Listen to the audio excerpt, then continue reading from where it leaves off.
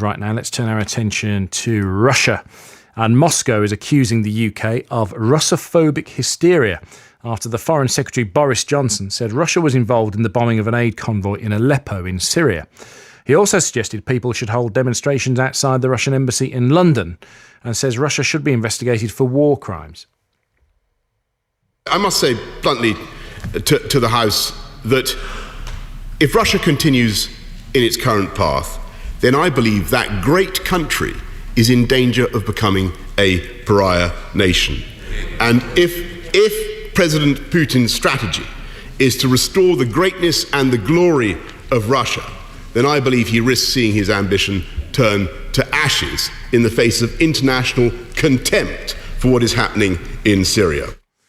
The Russian Defence Ministry spokesman Igor Konashenkov dismissed Boris Johnson's comments as a storm in a glass of muddy London water. There's been another day of heavy shelling in Aleppo, which rescue workers say killed at least 25 people, including children. The United States and Russia have announced they will resume peace talks this weekend.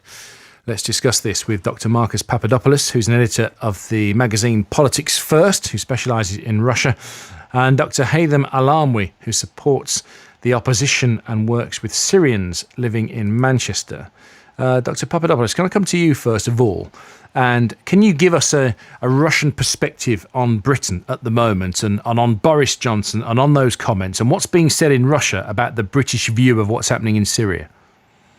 Well, I think the Russians are quite rightly appalled and shocked by Boris Johnson's comments. Boris Johnson, as Foreign Secretary, should never, ever encourage protests outside an embassy in the UK. That contravenes all diplomatic protocols. And also, potentially, it's quite dangerous because there are a lot of hostile groups in the UK, especially in London, towards Russia, Ukrainian fascists, Islamists. By encouraging protests outside the Russian embassy, some of these people could go outside, could protest, and Russian diplomats and their families could be harmed by these people, and Boris Johnson would be responsible for those comments. Now, in regard to relations between London and Moscow, Boris Johnson is just making them worse and worse. What he should be doing is sitting down with the Russians and talking about how to resolve the conflict in Syria. But instead, he's calling for protests outside the embassy, and instead he's making completely unfounded accusations against the Russian military campaign in Syria. And let's not forget, the Russian military campaign is legal. It is in line with international law because the Syrian government, which is the only legitimate authority in Syria, in line with international law and in line with the UN Charter, invited the Russian military to assist it in its fight against Islamist terrorism.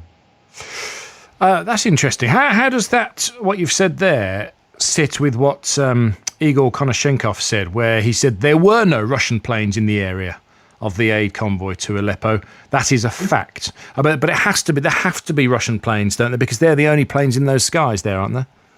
First of all, within minutes of the news breaking that the aid convoy had been struck, British politicians, for example, American politicians, for example, they knew, in inverted commas, it was the Russians. Well, excuse me, how can you know minutes after an aid convoy has been struck who is responsible?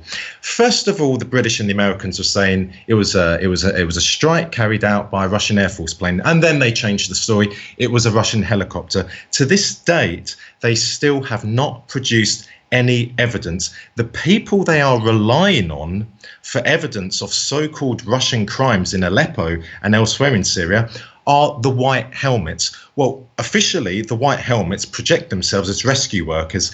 In reality, the white helmets are Islamist terrorists. They have been pictured firing Kalashnikovs, they have been pictured firing RPGs, and they have had photos next to dead Syrian soldiers and dead Syrian civilians. And did they have aircraft in the skies?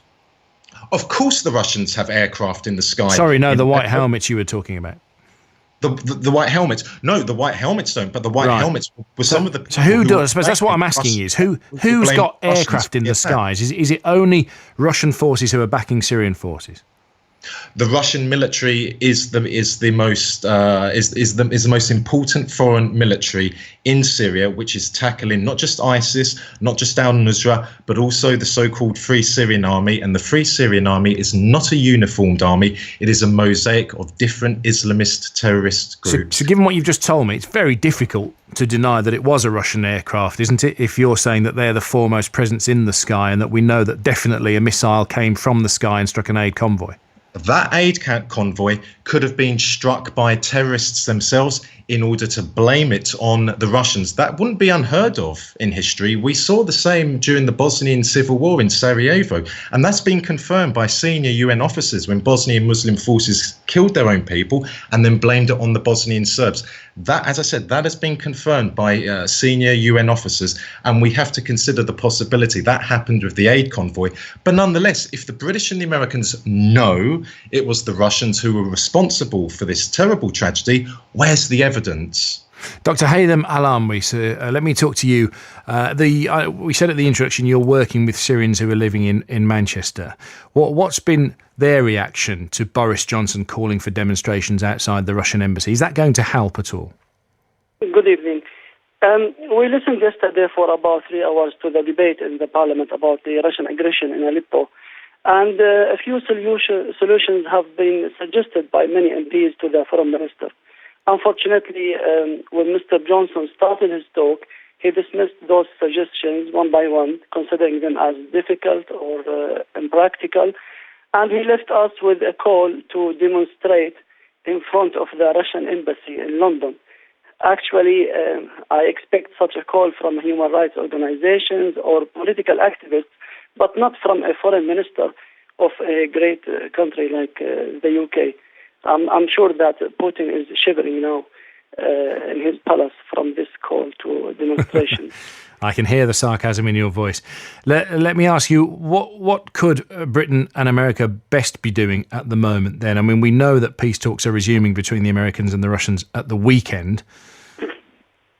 Yeah, unfortunately, we don't believe, as Syrians, we don't believe that there is a will to stop the Russian and Assad massacres in Syria. Not only by Assad and Russia, but even we don't believe that the UK or the US or any community, the international community, they won't.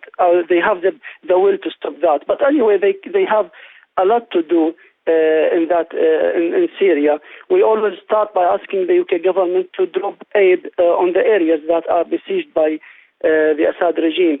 Not only is the RAF capable of doing that, this action is legal and agreed on by the international community, including Russia. A few months ago, the international community, including Russia, agreed on the 1st of June as deadline for the Assad regime to allow aid in besieged areas. After that, the international community is requested to drop aid over those areas. That was agreed on, but unfortunately, that deadline passed, and nobody did anything. The international community until now requesting permission from the Assad regime. We've been asking the UK government to do that with no response because there is no will to do that.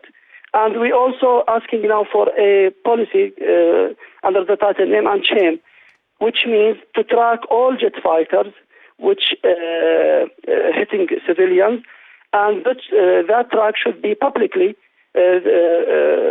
that those jet fighters should be publicly recorded, and that record to be ready to use before any future criminal courts.